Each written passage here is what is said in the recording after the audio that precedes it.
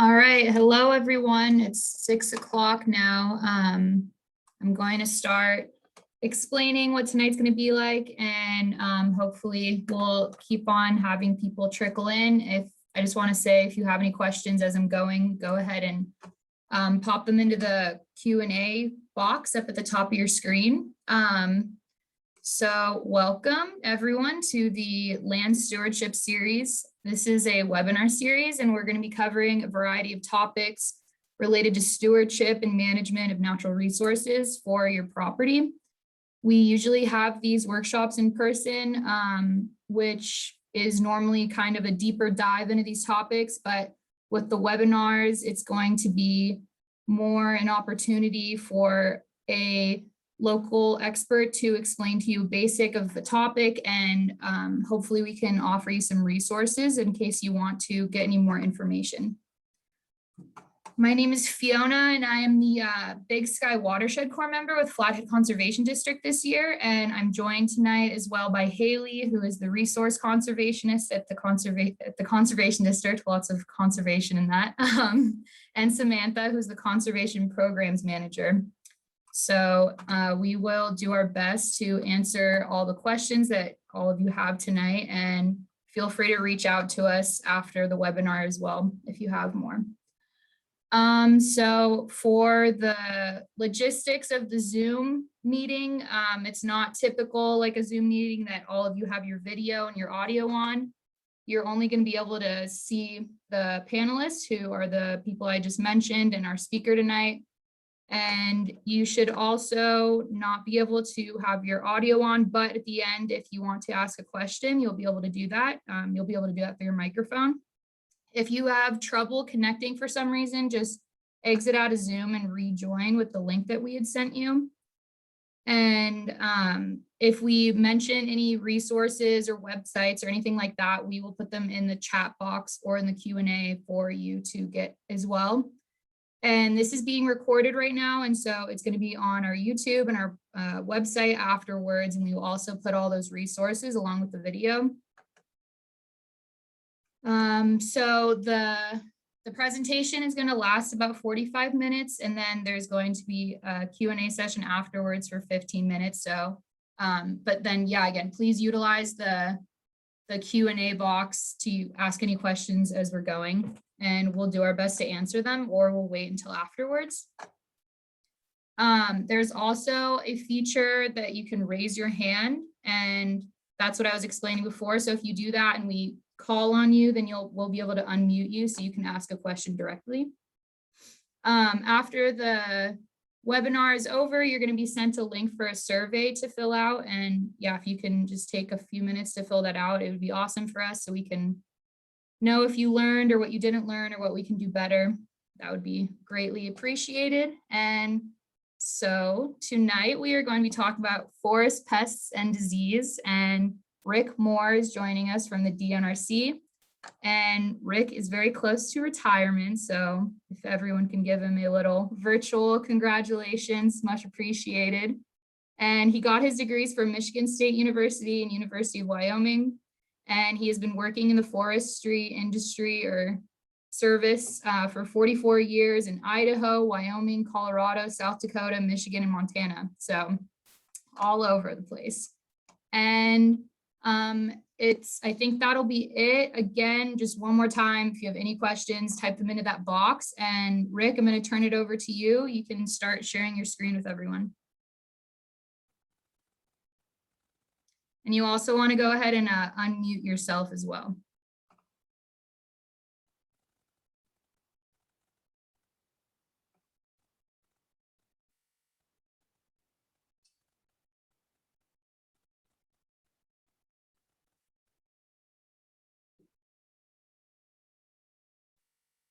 We're getting some technical assistance. Thank you, Ali. Yeah, he's trying to share his screen, but it says he can't right now. Oh, maybe it went away. While the other participant is sharing. Oh, okay, so I will stop mine. There we go. There we go. So now we'll say share this screen. All right. Are we back where we need to be? Yeah, that looks awesome. And everybody can hear me? Yes? Okay. Okay. Understand, folks, I still use a rotary phone. This is all new. So a significant aspect of my position is trying to educate private landowners on the concepts of forestry. And those concepts can be fairly complex. They're not necessarily simple. So I'm constantly looking for new ways to communicate this to a landowner in understandable terms. So my latest approach, and I really kind of like this, we're not going to necessarily focus so much on insects and diseases, but we're going to focus on the forest in general, touching on that subject. So with that in mind, this is how this will work. I have characteristics of a vigorous, resilient forest, and there will be 10 of them. The first slide will show the concept that I'm talking about, and then the follow-up slides will be illustrations of what I'm talking about. So with that, let's get started. I hope. There we go.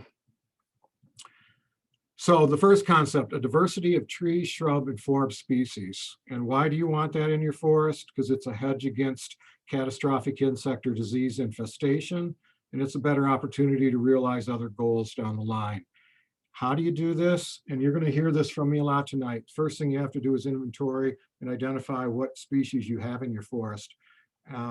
And the quantity of those species, and also learn the characteristics of them. By that I mean, are they shade tolerant, shade intolerant, that type of thing. And then secondly, how do you do it? You manipulate sunlight. Remember, trees need three things: sunlight, water, and nutrients to grow. And one of the things you can control the most is the sunlight. So manipulate the sunlight and or plant appropriate trees and shrub species.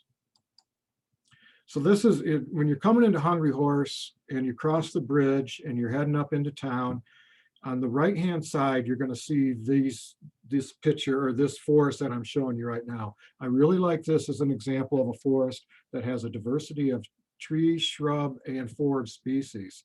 So the first shot is 2014, after the timber harvest was done. I do not have a picture, unfortunately, of before. But that's what it looks like in 2014. And you can see very, very nicely done. A lot of sunlight down there, a lot of shrubs and such growing. I went back in 2020, took that next picture. You see a white pine right there up front. Again, just a variety of shrubs and tree species. And I think that is hugely important. A couple other examples of that same concept. This picture on the left is not so full of shrubs and such, yet there's a lot of diversity there. In the background, there's some hardwood trees, some cottonwoods, possibly some aspen. So you've got a lot going on there. The one on the right is an area where a timber harvest was done. A lot of sunlight got into the forest, and you can see a bunch of shrubs. And if you get closely into those shrubs, you'll find a lot of young conifers also. All right, the second concept is a balanced composition of tree species. So again, this is a hedge against catastrophic insect or disease infestation, changing market demands for forest products, diversify your assets. Maybe the mills are looking for lodgepole pine and it's a hot market for that, and you've got some opportunity to sell. Also a wider habitat offering to attract wildlife with a balanced composition. How do you do this? Right back to get the inventory, know what you've got. Then again, through tree cutting, begin to bring the species ratio into balance. And we'll get into that a little bit more. And then if you have to, plant appropriate species that are underrepresented. So here's a couple shots that, again, really show a balanced forest. It has a lot of different species, which we talked about first, but there's also a balance to them. There's western larch, Engelmann spruce, Doug fir, subalpine fir, and lodgepole pine. And they are well proportioned with no single species dominating. All right, now let's look at a couple situations where the species do dominate. On the left, a lodgepole pine near monoculture, meaning it's almost purely lodgepole pine, hardly anything else in there. The one on the right, that's Lone Pine State Park. And in 2004, they did some inventory work in there, and they found that 85% of the trees in that forest are Douglas fir, 13% western larch, 1% ponderosa pine, 1% western juniper. that's way out of whack. You've got the potential for problems. And look at the lower screen. A timber sale was done in there, about 12 years ago now. And because it's all Douglas fir, mistletoe just went crazy in there. And hence there's no other species in the forest. So you've really got a bad situation. Go back to the lodgepole pine on the left. If you were to get bark beetles in there, you wouldn't have a forest left because they would totally dominate and kill the lodgepole pine. You need that species. Whoops. There we go. So one solution, going back to that lone pine example, what they did that timber harvest, and then they came in, and on the slide on the left, you'll see a lot of western larch in the understory. They used MCC crews and a lot of third graders from the schools in Kalispell, and they planted those western larch. On the right, same thing, only ponderosa pine. Douglas fir mistletoe only attacks Douglas fir. Now we've got other species in there. Now we've got a situation where we can withstand different insect disease, wind, whatever. So in my opinion, very important to have the diversity and a good balance. Again, here, a timber sale, where if you were to go through there, you would find that many of the residual species, the operator did an excellent job of not just saving Douglas fir, for instance, but making sure all species are represented. Okay, number 3, and this is kind of important, match the tree and shrub species with the aspect of the slope. So slope aspect is the direction that slope faces. And trees vary by species and the requirements for sun, moisture, and soil. These characteristics change with slope aspect, and you want to match the tree species requirement with your site. Avoid off-site species. In other words, you don't want Austrian pine, for instance, growing in your woods. A poor example, but how? Identify, again, the aspects of your slope. Is it an east, north, west, south, southwest facing slope? Again, inventory the trees that are present, and then remove and or plant species as identified in the inventory. Now, stay with me here a second. This next slide, this is on Wild Horse Island. And notice I'm right on a ridgetop. Look to the left, and you are going to see a north-facing slope with a lot of Douglas fir in it. Look to the right, you're going to see a south-facing slope with not as many trees, and they're mostly ponderosa pine. So at the top of your screen there is that same picture you just saw. Now look to your left, and you're going to go see farther down the slope. Look at that. Look how dense that forest is. There's moss on the ground. It's mostly Douglas fir and some western larch. You go to the right, and you see very few trees. They're ponderosa pine. You don't see the understory because it's a hot, dry slope. You don't want to try and grow western larch on a south-facing slope. Another Wild Horse Island shot. On the left side of that ridgetop is southeast facing. You can see very few trees over there. The right side of that ridge, northwest facing, cooler, moister, you've got trees growing there. You want to match the tree species to the slope. And this is just real quick, I put this together. So if you have a north or an east aspect, they are cooler, they are moister, they hold humidity, they don't get the sun. Western larch, Engelmann spruce, Doug fir, western red cedar, western hemlock would all be good choices for such a situation. South and west aspect, ponderosa pine in particular would do well there. Rocky Mountain juniper, again, Douglas fir, and then lodgepole pine if you're at higher elevations. So those are trees that are more adaptable to that dry environment, sunny environment. So this is, with that same thought in mind here, this is tree species capable of regenerating under the shade level of these forest canopies. I want you to look in the upper left-hand corner and look at that picture, and that's the tree canopy. the overstory. And you can see there's not a lot of sunlight getting through there. The tree species that would be able to regenerate under there and grow in that much shade would be western hemlock, western red cedar, subalpine fir, and grand fir. Go to the right one slide, you'll see there's a gap now in that canopy, and it's letting some sunlight in. So now you can add western white pine, Doug fir, Engelmann spruce, as well as the species from the first slide. Go to the right one more, add lodgepole pine, as well as the other species. And then finally, the far one with a lot of sunlight would be conducive to western larch.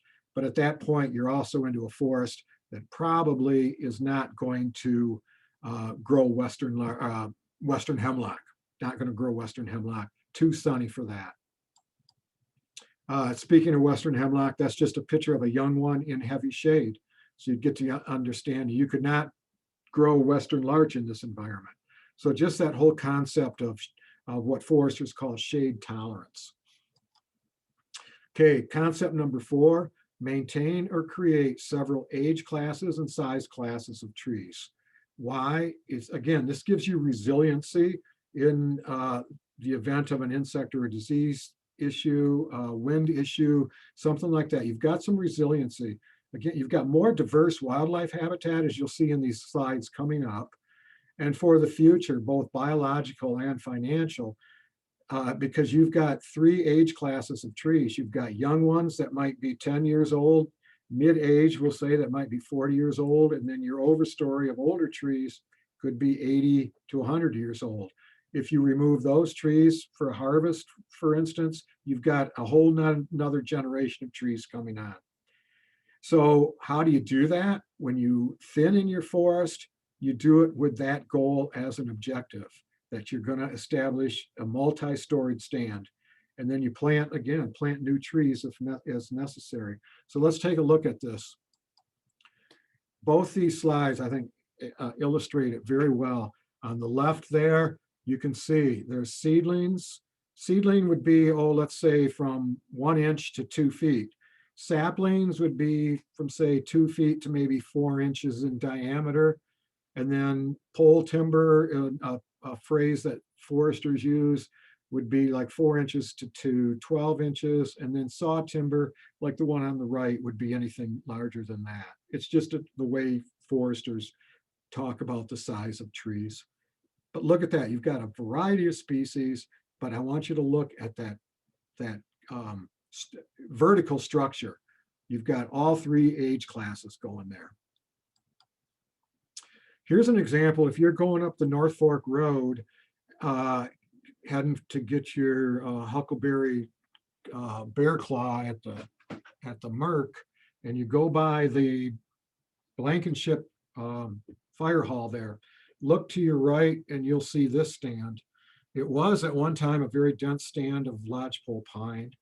The landowner, again, a bad situation, had bugs gotten in there, beetles, it would have been a nightmare.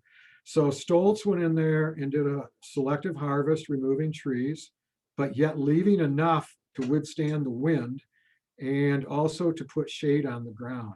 They then went in and underplanted, and that's what all those nets are that you see back there. In each one of those, there is a seedling. The 2 pictures on your left were taken 5, 6, 7 years after that was done. And you can see I removed the nets from them, but it's been very, very successful. So now we have a forest of ponderosa pine, white pine, western larch, and lodgepole pine. So we've really improved on the resiliency and character of that forest. So here's another situation. Douglas fir, western larch forest. This is very, very common in the Flathead area. The ratio here is about 90% Doug fir, 10% western larch. Notice heavy shade, and there's not a single tree in the understory. So what do you do about that? This picture here was taken from a different location, but same concept. So you can see, look to your left, there's a canopy gap in that was created through a timber harvest. The sunlight got in there, and you've now got a dense stand of western larch in there. And it's, it all came from the sunlight and the cones that were dropped from the surrounding larch. That is what the landowner wanted. So again, this is even another site of this, but showing the same principle. Now follow me with this one. I love this. This is again Western larch in its fall color. Way too dense, way too dense. Those trees are all struggling against each other for sunlight, moisture, and nutrients. So I went in there with a hand loppers and started thinning. So there's my first shot, my second shot, removing a few more, removing a few more. And at that point, I quit. I had an average spacing of about 5 feet and a range between the trees of anywhere from 2 to 11 feet. You're going, hey, Rick, why did you stop there?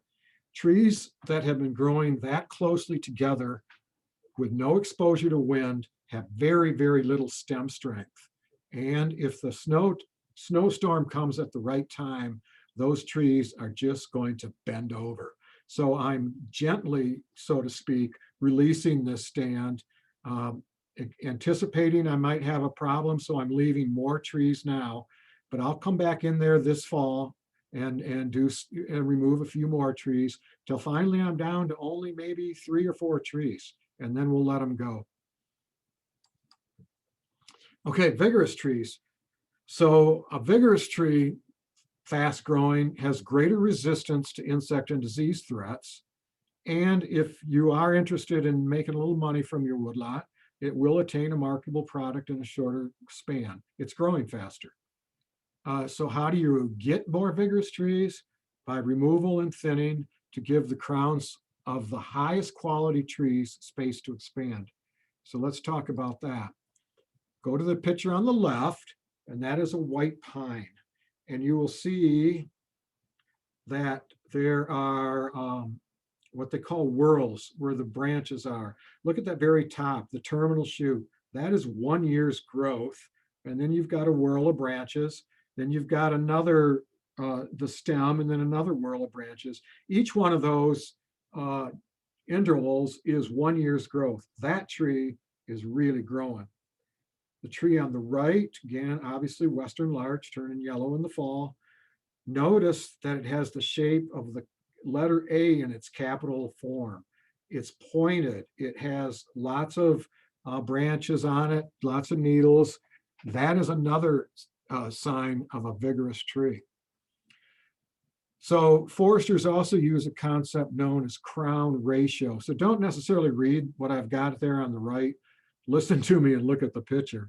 So that's about a 70-foot tree, and 40 feet of it is in branches and needles. So crown ratio, you would take 40 divided by 70 equals 57 times 100. So 57% of that tree has branches, crowns, needles, etc.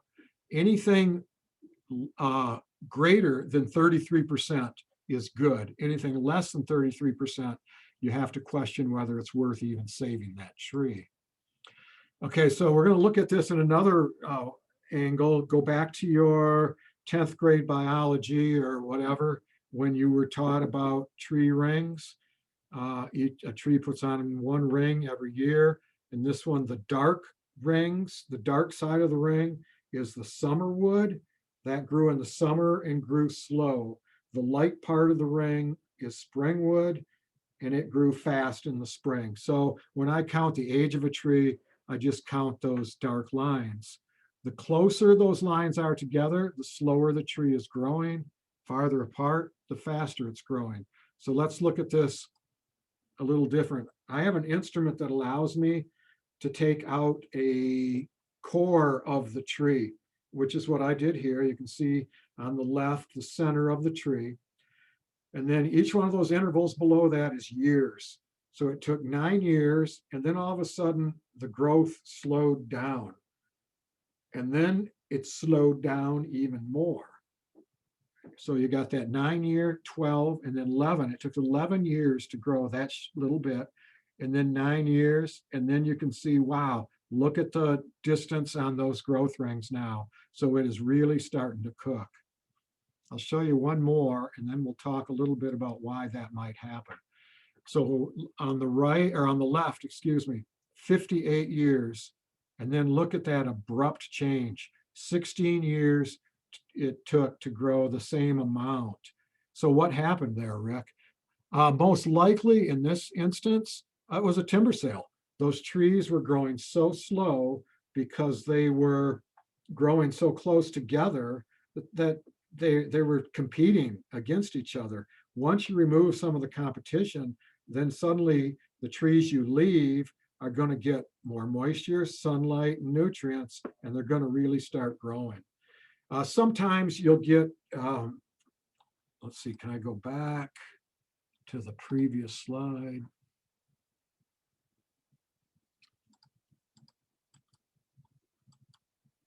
Here we go, previous. Okay, if you look at that 11-year thing there, sometimes that will be an indication of drought, or it could be an indicator of insect infestation, where a defoliator like spruce budworm came into the stand, defoliated it, and the tree lost growth for that period of time. So to follow that a little bit more, look at there on the left. That is a grand fir, 45 years old, 5 foot tall, 1.2 inches in diameter at ground level. And then look below it at my little core sample. Look how slow that tree grew. Look to the right, it's a lodgepole pine, age 7 feet tall, 0.95 inches at the base. So this is interesting. That tree on the left was growing for 39 years before the timber sale was done. When the timber sale was done, the tree on the right, the lodgepole pine, hadn't even started taking root. So just another example of vigor and such. So I'm going to follow up on that with this next picture, where you're going to again see that tree I had on the left in the previous one is on the left here. Look how short, squatty, no pointed top, no nothing. That tree is going nowhere. Compare that to the tree on the right, which is also a grand fir on a different site, but it's getting sunlight and such, has great crown ratio, has a pointed top. That's what you want. Okay, again, refer to the left side of your screen there. And you're going to look at that and you go, well, look at those trees, Rick. They have 50% crown ratio. Yeah, you're correct, at least on the 2 top ones. But look at the shape of them. Those trees are in a state of decline. The 2 on the bottom right are both where I talk about less than 33% crown ratio. That's kind of what we're getting at there. Those trees are never going to really be vigorous. Go to the right and you're going to see great crown ratios, great crown shape, and that's kind of what you're looking for. Okay, number 6, an element of shade in the understory. So shade will, to a degree, keep the understory and forest floor cooler, and also add a certain grade or amount of humidity, which those 2 things are, in a sense, a fire deterrent. So to me, shade is important. But more importantly, tree seedlings in particular, but forbs and grasses, will establish and grow better in partial shade. And that's, I can't think of a situation where a seedling always, I mean, they always do better in partial shade. You may eventually open them up to full sunlight, but partial shade is so important. How are you going to do this? Again, selective tree removal and thinning, and then tree planting. So let's look at some examples. This, you saw a slide from this same site earlier. It was those young western larch underneath the canopy gap. But look at the filtered shade through there.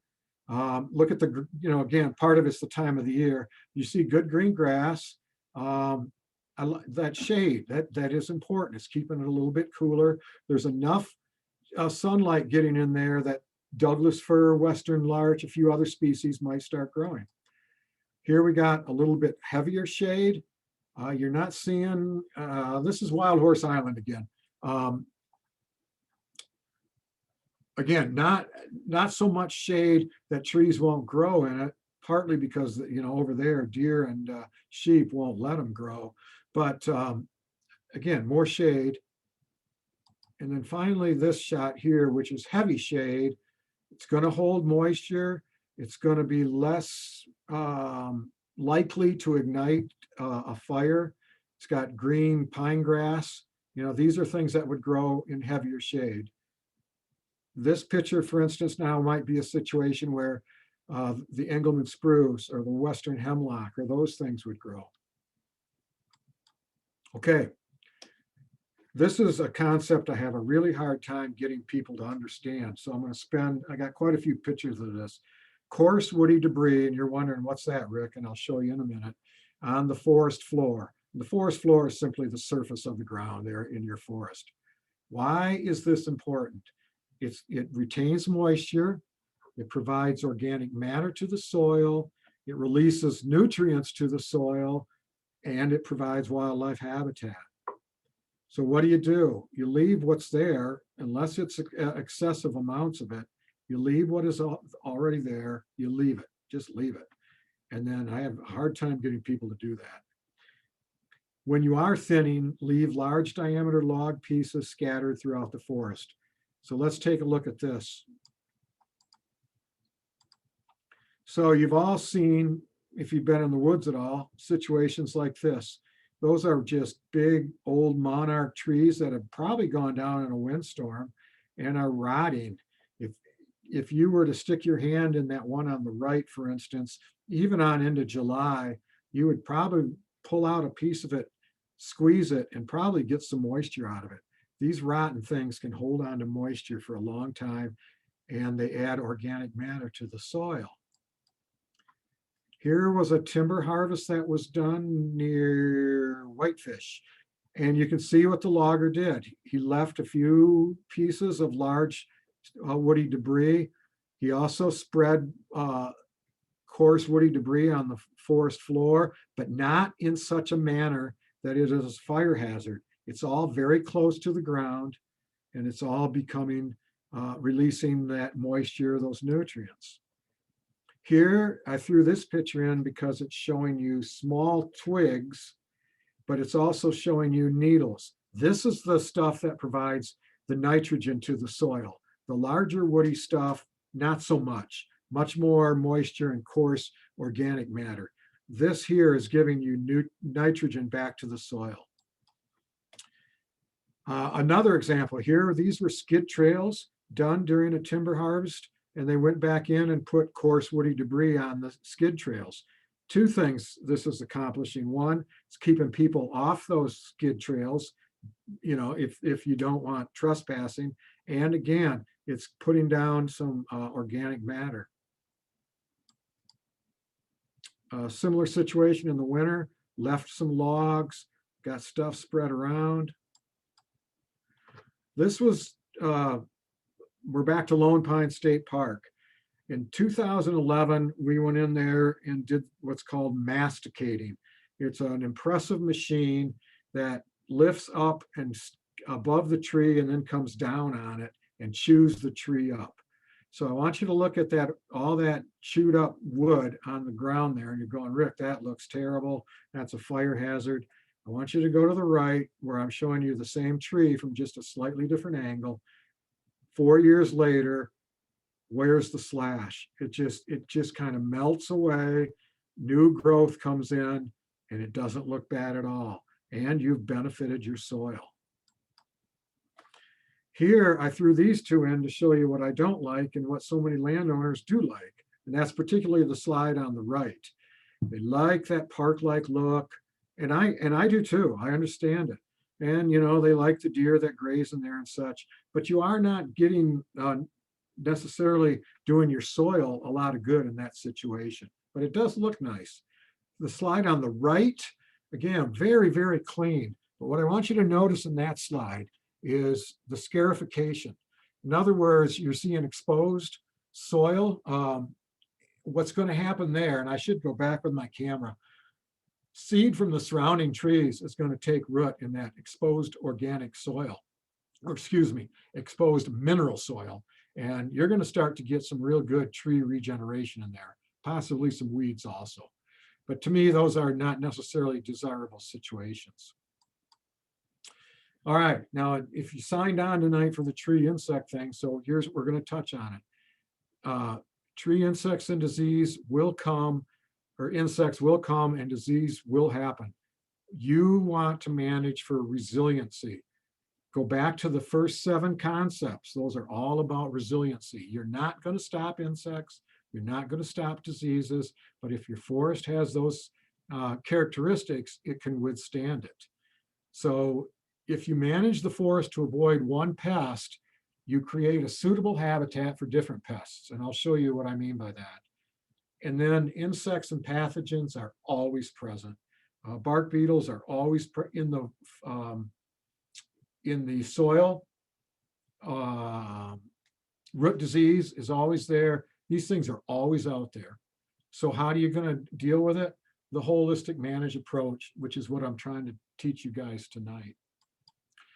Here's 2 very common issues in the valley. On the left is the Douglas fir tussock moth. It doesn't just munch on Douglas fir. It'll munch on a lot of other species either. You can see those dead tops. It's a moth, and in its caterpillar phase, it is up there eating the foliage on the tree. Foliage is gone. It can't do photosynthesis. Tree is going to be stressed.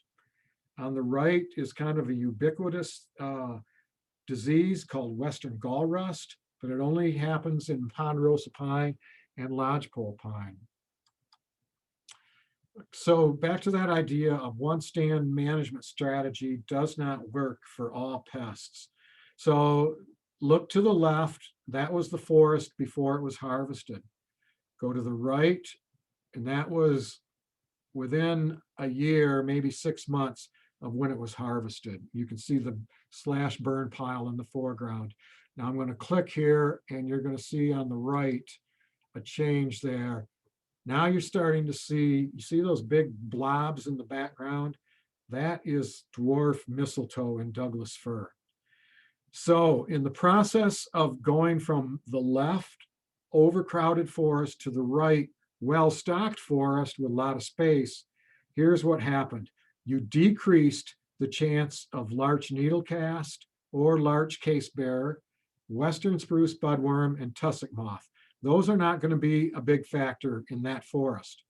The increasers, and you can see one of them, you've increased dwarf mistletoe, and you've increased the possibility of Doug fir beetle.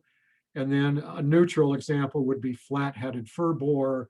It's not going to care. It'll go after trees in either one of those situations. You can't manage for just one thing. Okay, Armalleria root disease.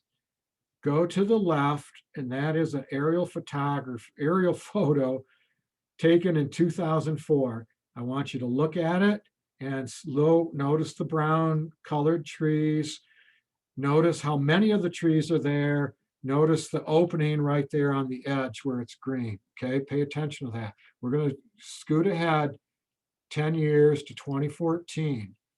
You can see those dead trees were removed. There's a greater opening there, a greater field, so to speak. The trees were removed, but you don't see any dead ones right now until you go to 2020. Not a good photo, but it's the best you can do. But you can, again, you're seeing the gray trees. That's Armalleria root rot. It's a root disease moving slowly through the soil, attacking the Douglas fir.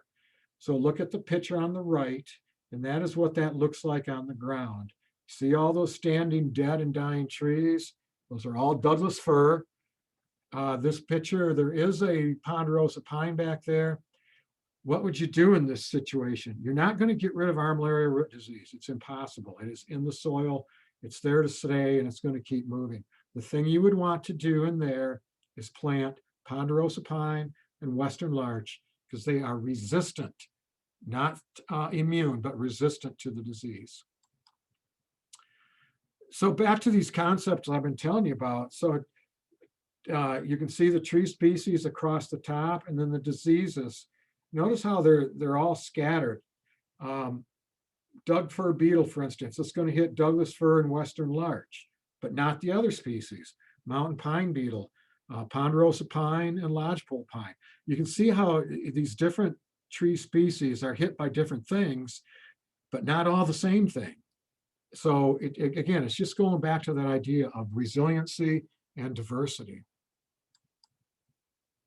Okay, number 9, regardless of what you do, wildlife will come. Some species of wildlife will leave, some will stay, some will come. And I'll use the example of a timber harvest. You're going to attract different species, but there will be wildlife. So again, how are you going to do this?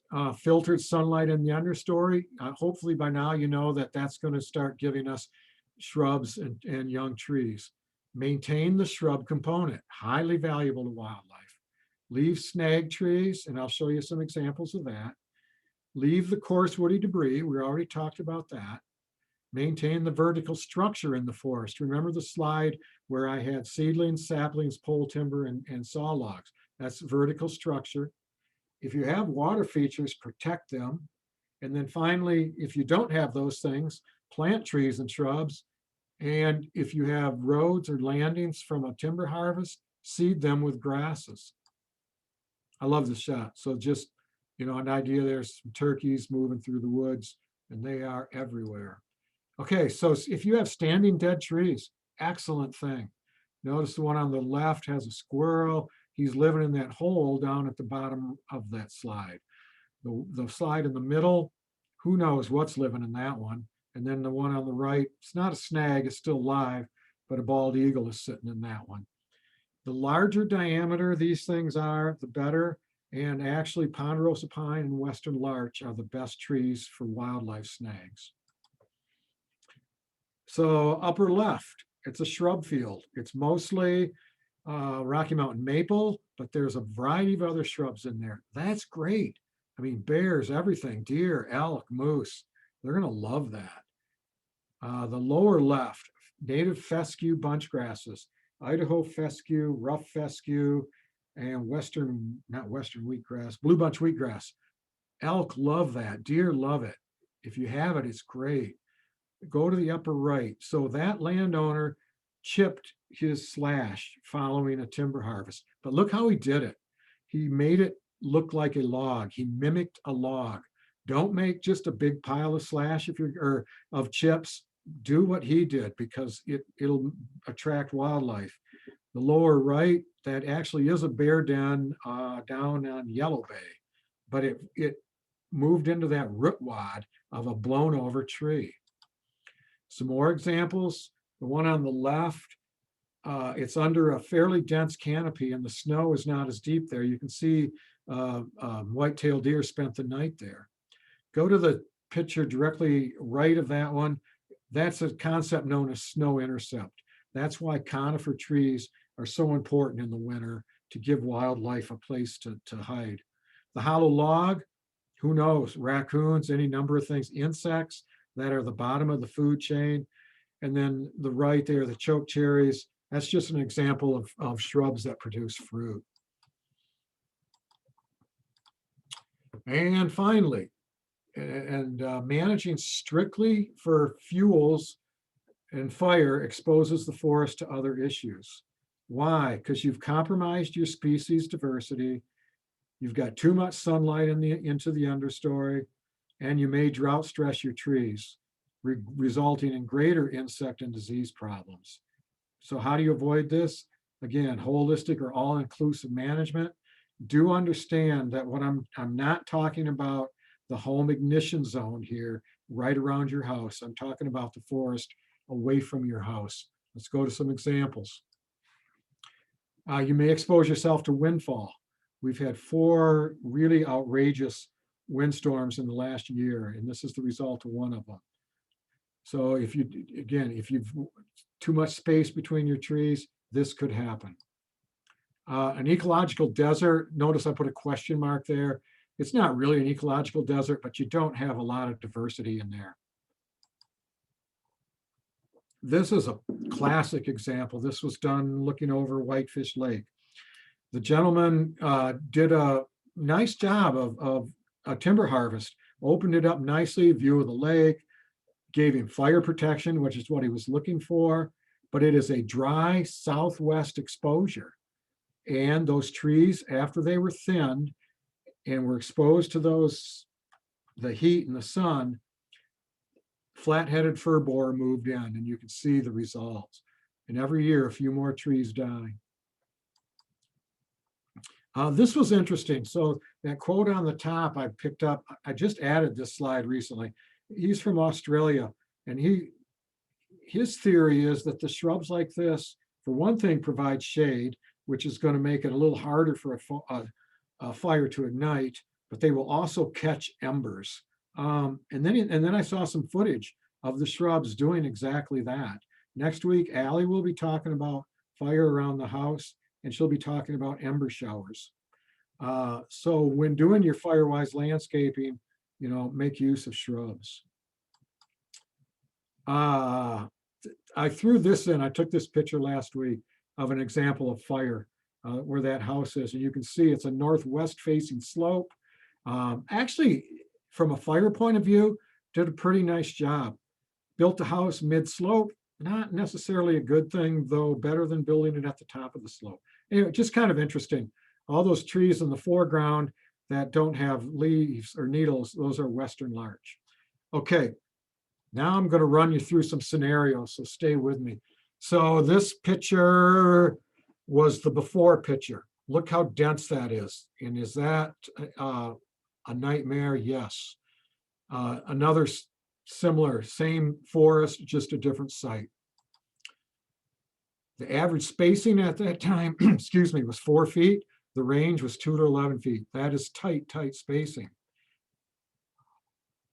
Note the standing dead trees. They're dead and standing like that because they're getting no sunlight, too much competition. Okay, timber harvest was done. I think I can't see the top of mine here. I think that was 2008. There it is. Okay. Went back a few years later, and this is what I had. A lot of ceanothus shrubs, a lot of pine grass. If you look closely, there's actually, you can see it better in this slide, there's some regeneration going on. There's some young trees. Came back later, and look at that. I mean, that's just, I love it. It's beautiful. A lot of everything, every species is growing there. Another example of it, a lot of larch growing. So there, I went up and said, look, we're getting a lot of sunlight in there. Those trees are larches. That's why they're kind of looking bare right now, because this picture was taken in October. But you can see the amount of sunlight now getting into the understory. The average spacing of the mature trees that were left, 37 feet. The range, 24 to 61 feet. And then look at the regeneration underneath. 11 years since that timber harvest. Excellent natural regeneration of 7 coniferous species. Right back to that, 7 species, that's great. What next? I would suggest to this landowner, he should be thinning those now. Okay, another example, I want you to pay attention to that tree with the ribbon on it. And this is 2015, in April 2nd. April 13th, 2015, right after the forest was cut. May 25th, another month later, all those trees have been removed. There you got the down material on the ground. About a year later, April 6th, after one snow year on that forest, that's April of 16. There's July of 16. You'll see some thistle in there, and you'll see some mullein. Okay, now this is May 19th of 2017. Where'd the weeds go? They're gone. A little bit later, 2019, it's coming on. And if you look closely in there, there are some young Doug firs. And then finally, this was 2020. And again, you can see. So in this instance, we're not getting necessarily a lot of tree regeneration. It will come, but we've got other things going on. Okay, Wayfarer State Park. If you've ever been up there at the top of the hill, these pictures were loaned to me or given to me by Rick Trembath. This is an overstock stand. It has dwarf mistletoe, There's no regeneration in it, and there are some shrubs. Okay. Went in and did a harvest. You can see the spacing between the trees. The mistletoe responded to the sun. Mistletoe is a plant, a parasitic plant. So when it gets sunlight, it kind of goes crazy. You can see where those nets are in the foreground. Ponderosa pine was planted, again, because they're trying to deal with the mistletoe and the fact that there's way too much Doug fir in there. And then shrubs and forbs are starting to show up. Okay, 14 years later, this is what that forest looks like. You've got some tree mortality from the mistletoe. The mistletoe is thriving. The sapling size ponderosa pine, those are the ones that were planted. So they're starting to make it. And if you walk in there, you've got a heavy, heavy shrub component. Now, I've been working on the state park to get in there and remove some of those trees. They've got standing dead trees. It's kind of becoming a safety hazard. Okay, up the North Fork. This was 2007. And those are lodgepole pine on the left, very dense. 2008, they went in there and did the thinning. Look at the stems in there that were removed. They removed a lot of stems. So upper left, 2008, upper right, 2013, you can see the change. Then 2017 and then 2018. The trees that were thinned, they're coming along nice. That pocket in the background was left for lynx habitat because they love snowshoe hares. Snowshoe hares love dense forests like that. So that's why that was left. But here now, let's take a look at it. So 2020, I was out there last year. On the lower left are those dense pockets that were left for the snowshoe hares. The top picture is just another picture showing what's going on there. Look to the right. Look at the growth on the ones that were left for the snowshoe hares versus the growth on those that were released. Pretty impressive. That's it. And that's my backyard. No. That was a fire I was on, and that is a sequoia tree. Okay. Awesome. Thank you, What Rick. happens next? We How did I are do? amazing. Very good. I really appreciate all the visual aid. It was awesome.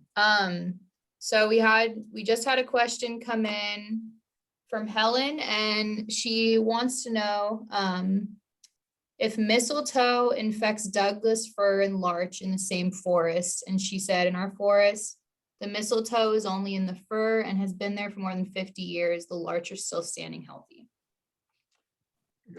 Good question, Helen. So mistletoe will take 4 species of tree: Douglas fir, western larch, ponderosa pine, lodgepole pine.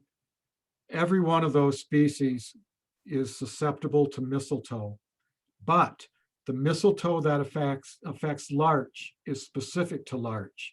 The mistletoe that affects Douglas fir is specific to Douglas fir. So you can have those 2 species in the woods together, and the larch will be fine, and the Doug fir will just be a mess. And it's because that brand, so to speak, of mistletoe will not get into the western larch. Does that help? Thank you, Rick.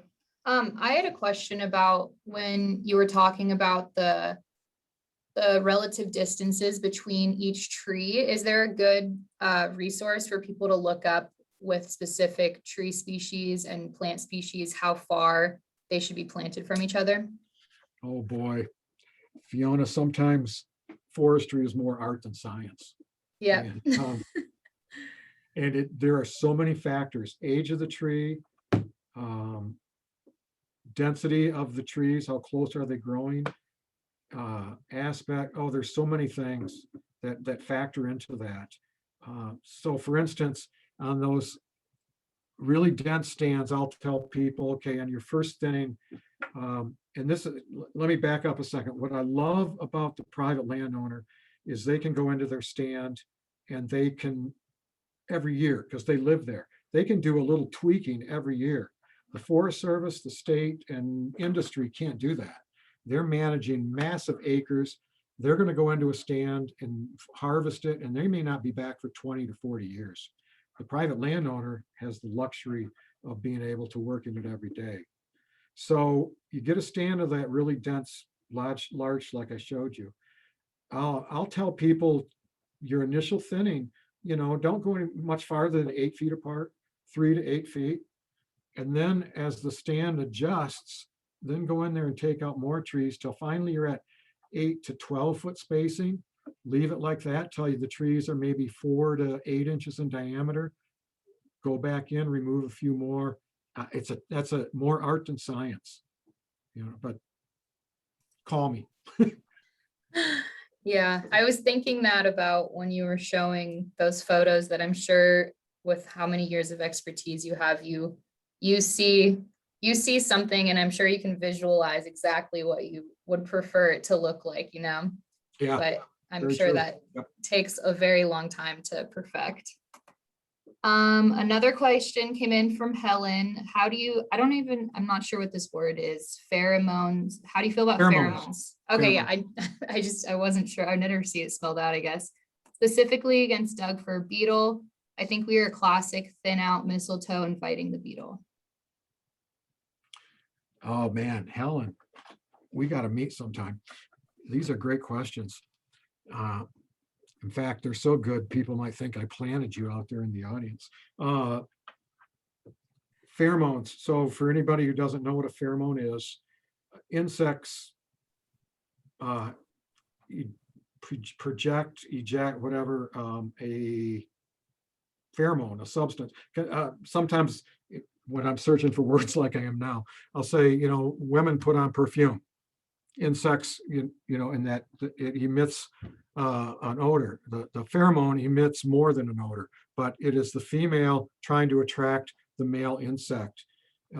In this case, the beetle. So science has discovered that there is a pheromone out there and they have been able to mimic it, that actually repels the insect. What it's telling the Doug fir beetle is, there's too many beetles already in this tree, move on, find another one. And what it is it's a patch that you put on the tree once a year. It's a pheromone or an anti-pheromone that's telling beetles to stay away.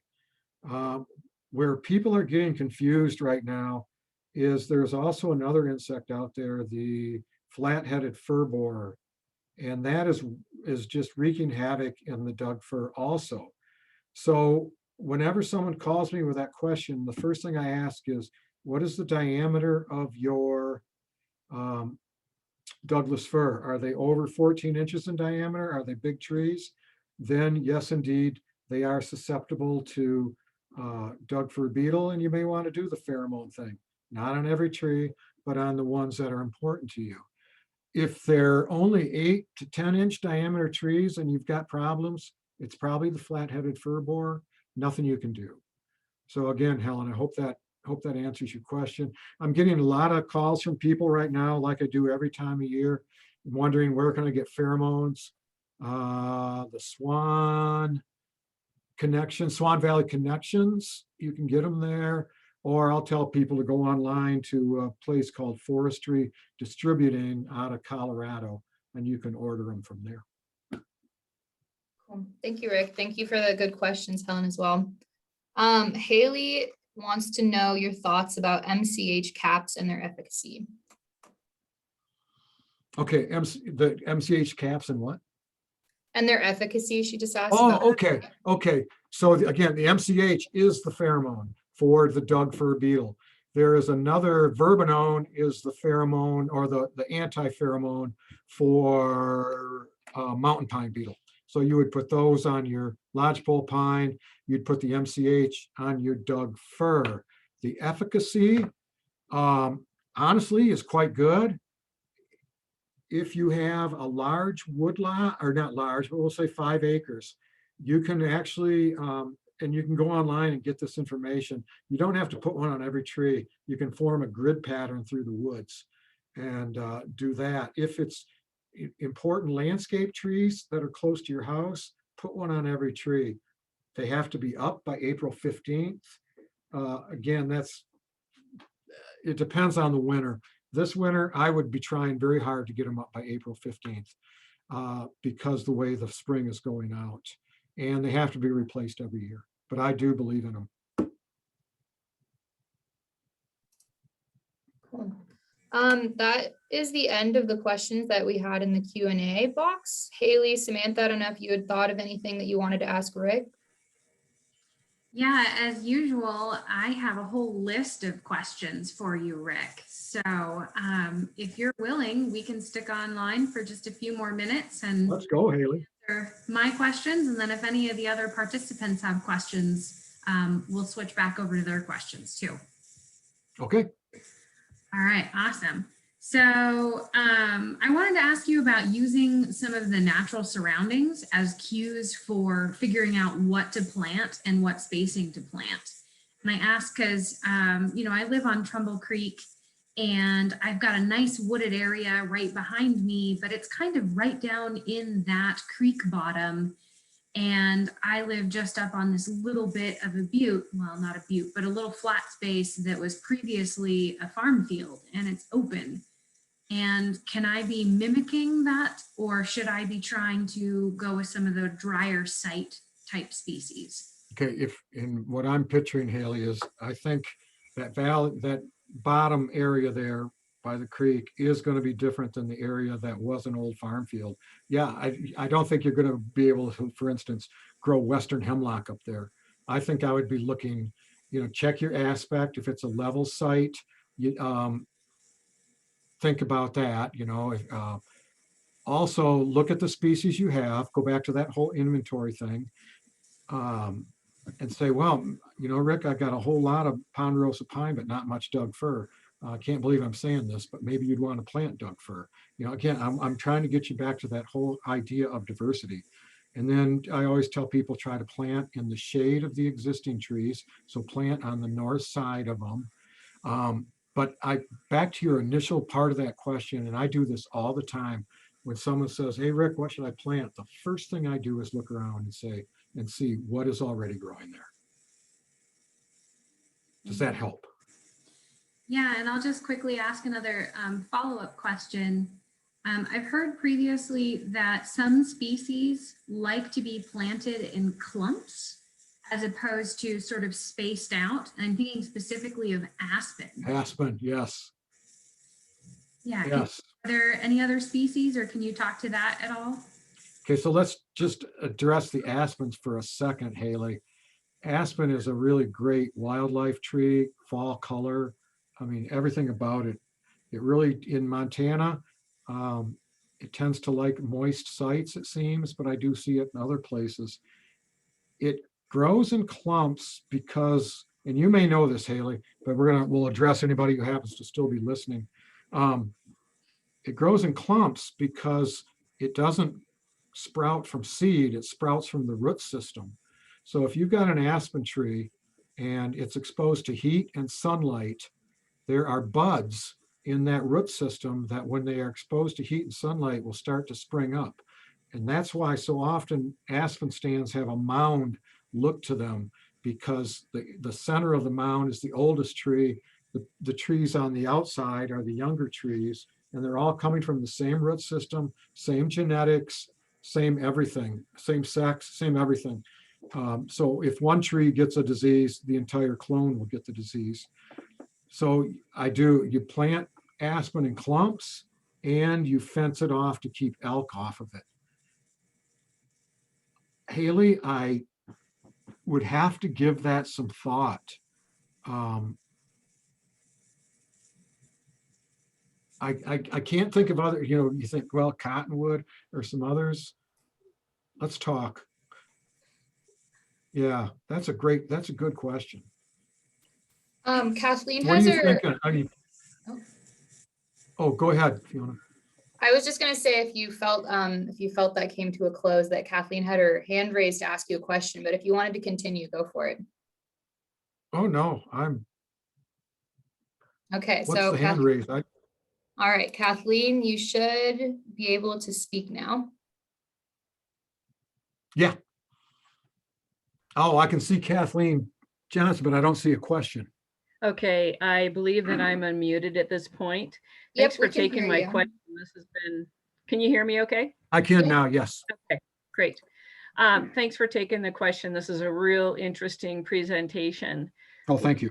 We have 7 acres, a 7-acre plot that was incredibly crowded. We've been thinning this plot for over the past 5 years. It is a mixed age stand, and the species are mainly larch and Doug fir with a few lodgepole thrown in, and there is one ponderosa pine in the mix. The aspect is, it's more of a ridge top than anything, but it's more southwest facing slope, if anything. The grade is, maybe 10%. So our spacing is generally 50 foot, and we've been tending towards clumping the trees. So we'll leave a clump of trees, and then there's going to be this open space, and then we might have 1 or 2 singles, lots of open space. The end result is going to be a pasture. So just from hearing your presentation tonight, I am concerned, and let me know if we have put this plot at risk for disease or insect. So far, everything looks very healthy. And then the other thing, there's a lot of open, there's some soil from the logging aspect of it, and really no weeds, thank goodness. But would you recommend planting grass in there, or just letting it naturally come into a grass succession? Okay, so Kathleen, the first thing I do, or not the first thing, usually I introduce myself first when I meet with a landowner. I say, what are your goals? And you've already told me that your goal is pasture. So let's just go back to that concept. And you say, should you plant grass? Is this pasture for horses, cows, cattle? No, we have a few Icelandic sheep that we would use this Oh, cool. for a spring lambing. Oh, excellent. Okay. Yeah. Okay. So ridgetop, southwest slope. Be careful up on the ridgetop. For one thing, it's going to be where the wind is going to do the most potential damage. So up there, I would be very cautious about removing any large trees or opening it up too much, Kathleen. Let's put it that way, because with the wind we've had lately, I'm really hesitant to do a lot up on ridgetops. There are also areas with shallow soil, and they don't necessarily grow very good trees anyway. I love your species mix on that southwest slope. I would encourage you to do some ponderosa pine planting. 50-foot spacing, a little bit more than I would, again, not seeing it. And you're looking at that slide right now with my contact information. I'll gladly meet you on the property. That's my job. And we can look at it and talk that way. Clumping trees, going back to that whole wind thing I was talking about, leaving trees in clumps is excellent, excellent for when you're dealing with wind, or when you're dealing with Engelmann spruce, which is a very susceptible to windfall type of a tree. But it sounds like you've been doing this over 5 years. I like that too, because you're not doing it all at once. You're hedging your bet against a really dry or a really windy, or you're doing it nice and slow, and I like that. But Kathleen, feel free to get a hold of me, and we'll meet out there. Okay, thank you. And then would you recommend planting grass or letting it naturally? So what I'd want to do is see what's naturally coming in. I'd want to know something about that type of sheep. for instance, the grasses that most likely are going to be there are pine Pine grass, which is grass. pretty ubiquitous. Yep, pine grass. Yeah, and my research says that's not really a great wildlife tree, not really a desirable earth tree, grass, all that desirable. Whereas the fescues and the blue bunch wheatgrass, they really are. Mhm. But first, I'd want to see if you have them there. And if you do, maybe the best thing you can do actually is burn. You burn every 5 to 10 years. Okay. I'd like to see the site, Kathy, you know. Okay. Now you got me curious. Okay. Very well. Thank you so much. You're welcome, Kathleen. Give me a call. Thank you. Thank you, Kathleen. So a question came in from Sean and he asked what the best place to purchase trees of different species for our area. I know that there's the Center for Native Plants over on Highway 93. But if you have any more to add to that, then. So Sean, it kind of comes down to what quantity are you looking for? Are you looking for a lot of them? Maybe 40, 50, maybe a few hundred? Then I would say go to a nursery. And the DNRC has a nursery in Missoula. You just go online and put in State Conservation Nursery for Montana. It'll take you to their website and you can order right online. I'm not real happy with our nursery right now because they're sold out. They were sold out on a lot of stuff back in October already. And I think that was some poor planning. So you can go there and look, but you're going to find a lot of their stuff is sold out. So what I do, if my second choice, or actually an equal choice, University of Idaho. I can't think of the name of that nursery, but if you just put in University of Idaho Nursery and go to their website, you'll find equally good stock. Some of it by now may be sold out, but so to answer your question, those two nurseries, if you're looking for seedlings, retail, if you're looking for something bigger and just a few things, then you can go any number of places in town.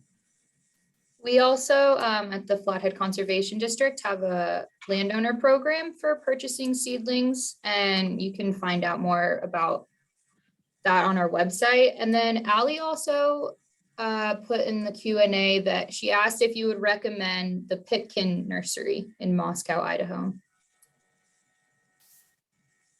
That is the one. That's the University of Idaho Nursery. Okay. Yeah, and I'm going to apologize that I did not mention the Flathead Conservation District, because every year in April, I spend a day with Haley passing out trees. Yeah.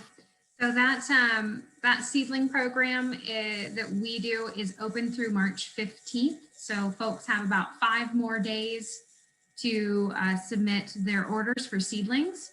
But like Rick mentioned, that the seedlings come from the Missoula DNRC nursery, and they are limited in a lot of stock this year. So unfortunately, that program is first come, first serve. So if you want to find out if something is left available, the inventory and some additional information is on our website. I did post a link to that program in the chat, but I'm not sure if the other folks viewing it can see that chat. I don't know if maybe Allie, if you're still on, if you can see, can you let me know if you saw that chat? I'll make sure to post it with the YouTube video as well. Allie said she did not see it. Okay. Okay, I'm going to add on to what Haley just said. So you're saying, well, why should I order from the conservation district when I can get them from the nursery or vice versa? Because they're coming from the same place. Here is the difference, and this is important. If you are a first-time customer at the nursery in Missoula, because they are a public entity, part of the DNRC, they make some of the private nurseries a little bit upset, and understandably so. So they are required to a first-time customer, that customer has to order at least 40 of their larger plants, and I think it's 200 of some of their smaller plants. The way to get around that, because there's a lot of people say, I don't want that many, I want 25. Go to the conservation district because they can get the 25 for you. So I want to make that clear. Thank you, Yeah, Rick. so the way our program works is, we have a special deal with the nursery where we put in basically a big group order. So rather than just submitting, an individual landowner calling up the nursery and saying, hey, can I get 6 trees? We process all of those orders. And then in the spring, they bring everything up from Missoula for the entire Flathead County on one truck, and we distribute it all. So takes a little bit of the workload off the nursery, and they're willing to sell in smaller quantities when we do that. Thanks for explaining that, Haley. I'm not seeing any other questions in the Q&A. So, oh yeah, it looks like the link went through, which is nice. Yeah, thank you again, Rick. That was awesome. And as long as nothing comes in the next 5 seconds, then I think that we'll call it a close unless you have anything else you want to add. Oh, thanks. Haley, let's get together on your property. Sounds great. I'll Yeah. just add one more thing and say Oh. that I also posted in that chat box a link to our seed program. We have a program for native seed through CHS and Kalispell. If anybody is interested in putting out some native grasses, you can buy 3 different native grass seed mixes available at CHS. And they can help you figure out which one will be the right one for you, or you can take a look for more information on our website. So Thank you. as well. Oh, I still think I have someone. Right. Their mute off. All right. So just reminding everyone that this whole webinar is gonna be posted on our YouTube channel, and Rick's information still up on the screen. It sounds like he is more than happy to answer any of your questions. So, and if you have any questions about our programs, feel free to reach out to us. And yeah, and then also don't forget the webinar series is continuing next Wednesday. I can pull up. Oh yeah, Ali is going to be talking about wildfire preparedness. So a very nice segue from this presentation. So if you want to come to that, just click on the same Zoom link and it should bring you here. And yeah, I hope everyone has a good rest of your night. Thank you, Rick. You're welcome. Thank you, guys. You're the best. I couldn't do this technologically. Thanks, Rick. All right. All right. Night. Good night, everyone. Yep.